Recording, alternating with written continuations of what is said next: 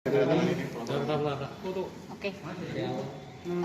Jadi pada hari Minggu kemarin saya ada belanja online di satu tempat toko yang lumayan lah, toko online terbesar di Indonesia. Nah, ya mungkin karena ini ya lagi musim-musimnya sepeda kan, jadi saya belanja sepeda nih ceritanya. Terus harganya itu sebenarnya 57 juta sekian. Tapi dapat diskon 60%. Jadi harganya 23 juta. Ya namanya perempuan kan kita tergiur ya. Ya kita kan pasti pengen gitu loh. Udah gitu warnanya itu yang memang saya suka, warna ungu. Akhirnya saya transaksi dan itu semua prosedur yang saya lakukan itu sesuai. Jadi saya transfer ya ke virtual account BCA yang memang keluar dari dari tempat belanja itu. Terus habis itu udah, kemudian 1 jam kemudian ada yang telepon saya, dia bilang kami dari disebutinnya dari belanja online tersebut gitu loh. Nah terus dia bilang karena ibu mendapatkan diskon 60%, ibu harus mengaktifasi kode voucher diskon.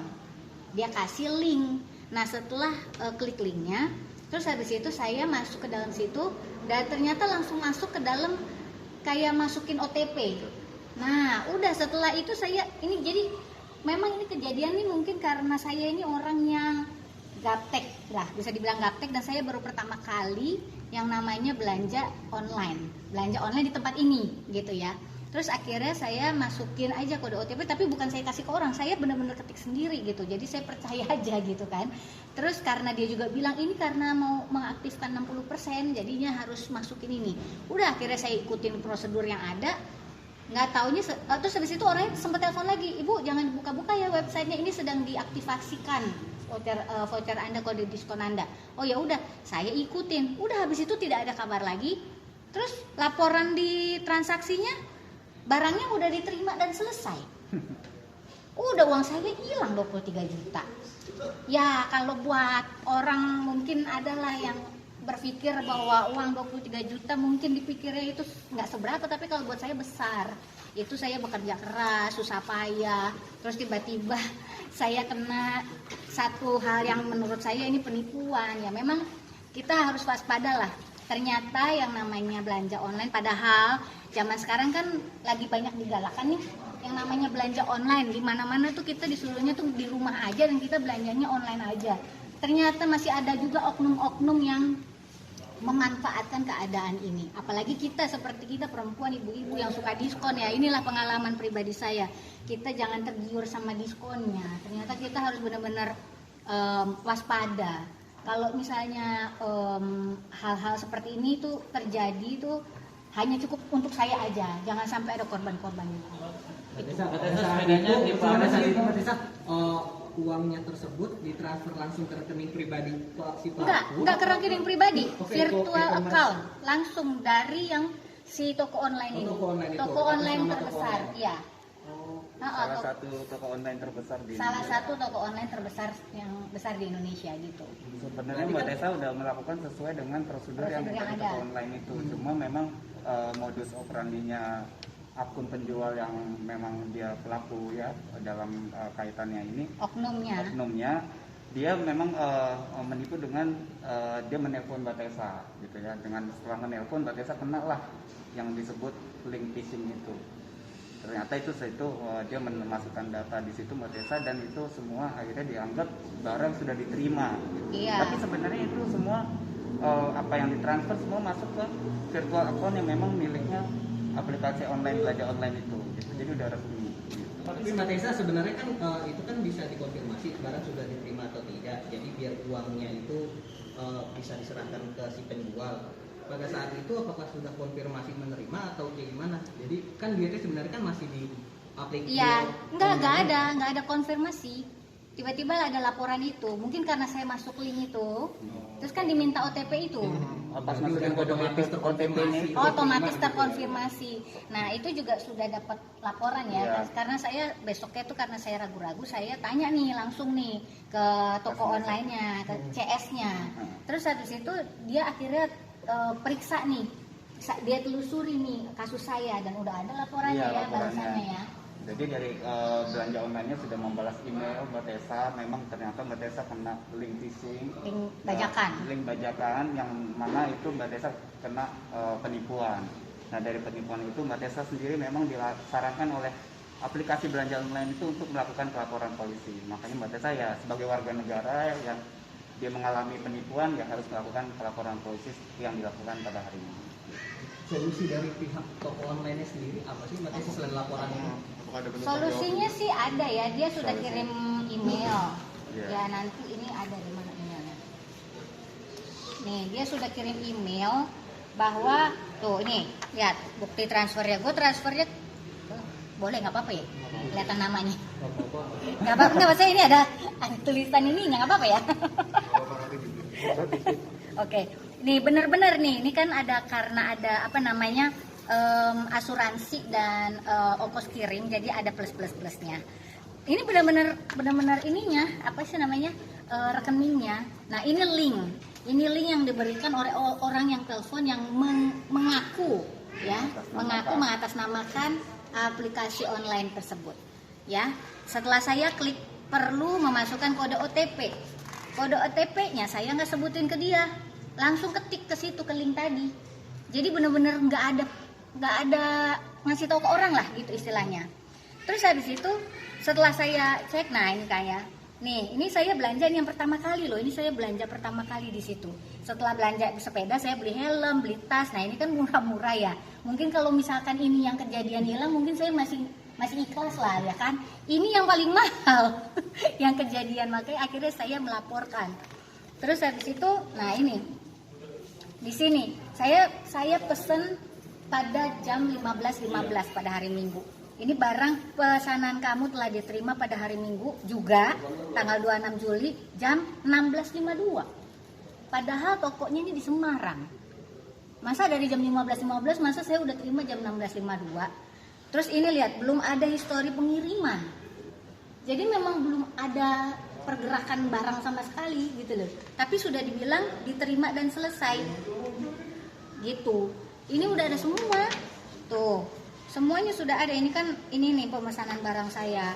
Nah, ini dari Bukalapaknya saya sudah chat langsung ya.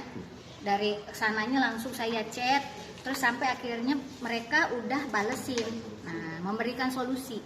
Jadi kemarin hari ini mereka hari ini apa kemarin sih? Pokoknya mereka sudah memberikan email bahwa tulisannya kecil-kecil bahwa dari mereka sudah berusaha memberikan itikat baik untuk menyelamatkan dana saya yang hilang. Dari 23 juta sekian mereka bisa selamatkan sebesar 4 juta. Yang lainnya sudah hilang katanya gitu. Karena waktu saya masuk link itu berarti memberikan akses kepada orang itu untuk masuk ke buka dompet katanya gitu. Bahaya lah ini pokoknya. Oh, berarti duit Mbak Tessa sendiri waktu itu sudah memang ada di dompetnya. Nggak tahu, ya nggak ngerti ya gimana prosedurnya. Intinya pokoknya orang itu bisa masuk ke buka dompet lah gitu jadinya gara-gara mungkin ya itu link itu. Iya. Berarti dari pihak toko online sendiri hanya meng-cover 4 juta dan udah ditransfer. Belum ditransfer. Dia baru bilang begitu. Terus ada juga ya, saya kan juga bilang, wah ini saya nggak terima, saya harus lapor polisi, saya bilang gitu kan, karena ini memang penipuan, saya bilang gitu. Terus dikasih ini ya solusi ya. Sendiri mereka memang menyarankan untuk Mbak Tessa untuk melaporkan kejadian ini ke laporan polisi di tempat yang terkait. Makanya Mbak Tessa ada di sini untuk melaporkan. Ya, karena dengan saran mereka sendiri. Iya, diberikan saran untuk melaporkan. Gitu. Agar karena Minggu. Kejadiannya hari Minggu. Karena untuk buka data-data itu kan harus dari instansi yang memang berwenang untuk membuka data-data itu. Jadi kalau buat Mbak Tessa kan nggak bisa, jadi harus dari pihak kepolisian mungkin untuk membantu untuk membuka data-data terkait dengan oknum yang ada di aplikasi online itu untuk menipu orang. Gitu. Iya. Kapok sih. Nah ini makanya, ya kapok lah kalau yang gede-gede gini udah deh.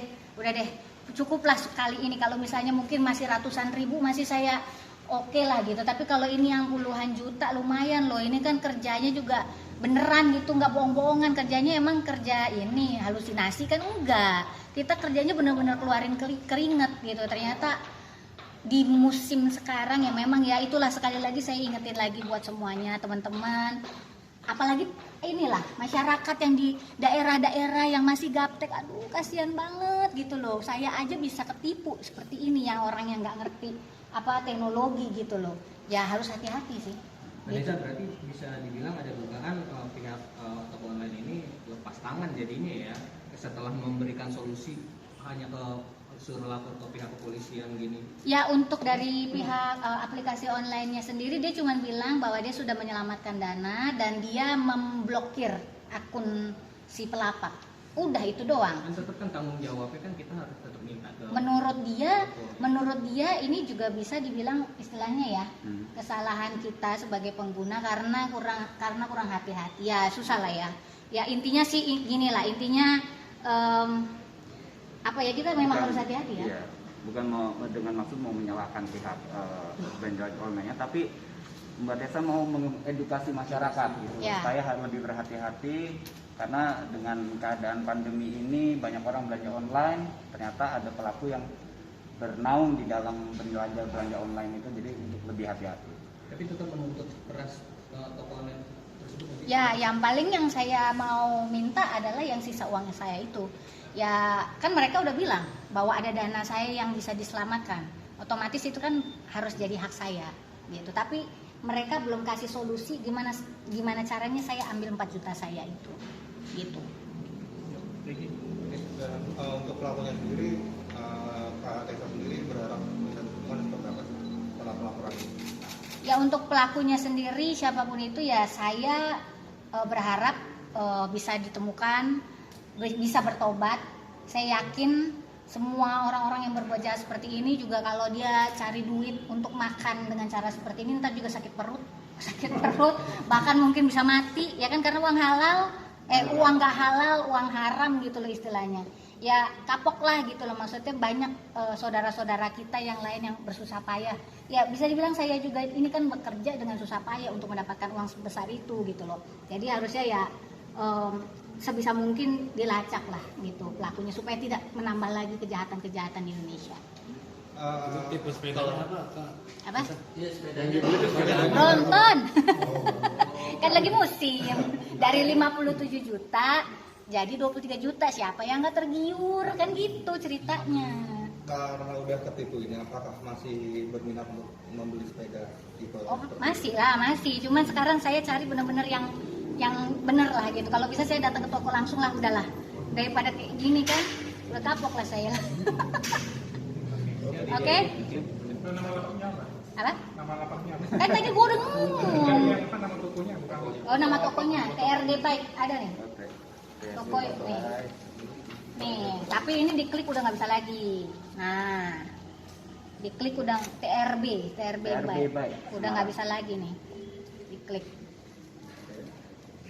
Berarti Ini tanda saya mungkin Mbak Tessa lapornya. bakalan tetap terus mengejar toko online itu untuk bertanggung jawab. Untuk bagian saya yang dia bilang sudah selamatkan 4 juta akan saya kejar. Itu aja. Karena saya juga udah bilang saya mau lapor polisi juga menurut saran-saran mereka. Jadi ya saya juga mau hak saya dikembalikan gitu. Bisanya berarti diikhlasin. Ya gimana, orang udah nggak ada, gimana lagi? Ya udahlah, pokoknya intinya semua masyarakat Indonesia harus lebih berhati-hati, itu aja. Berarti total kerugian